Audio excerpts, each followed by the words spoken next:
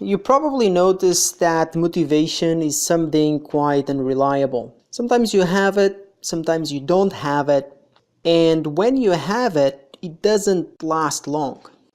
It happens to every one of us to say we are going to do something, and then when the time comes, we actually don't do it.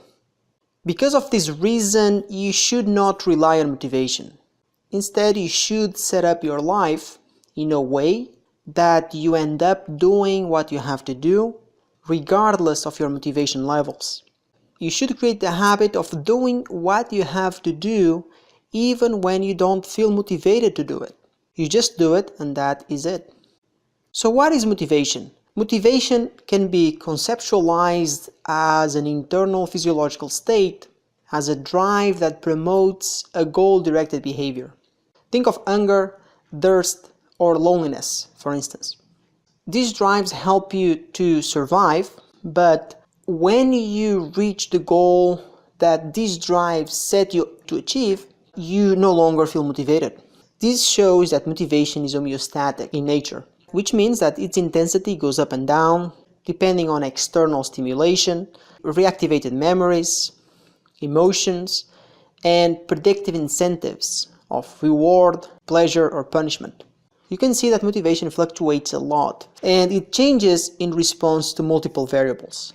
So if you rely on motivation to do anything, you may end up doing it a few times, but you will not do it consistently because motivation is highly volatile.